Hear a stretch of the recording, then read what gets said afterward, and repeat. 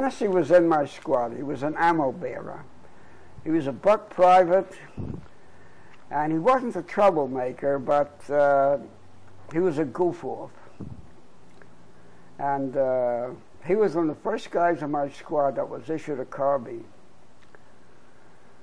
because he said he couldn't hit shit with a pistol. I didn't argue with him, because as far as I was concerned, he was a good gunner.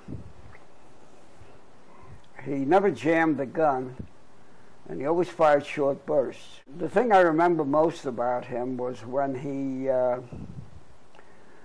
was learning how to familiarize himself with the carbine, he pushed the magazine release button instead of the safety, and the clip fell out.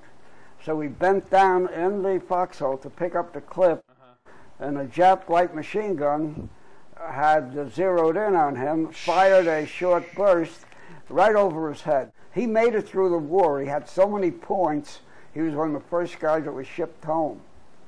He'd been on every landing, never wounded, never had malaria.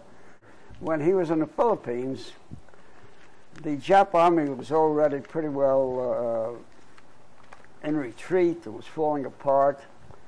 And on one of the patrols, they came across a wounded Jap who had been wounded in both legs, and he had fallen down, dropped, and he was left behind by his men.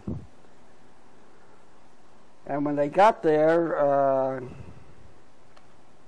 they wanted him to commit Hiri-Kiri, and one of the new guys gave him a knife, which Henry thought wasn't smart, but it didn't matter.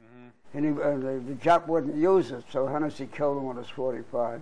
When I got back to the States, we used to correspond, because I was very fond of these guys.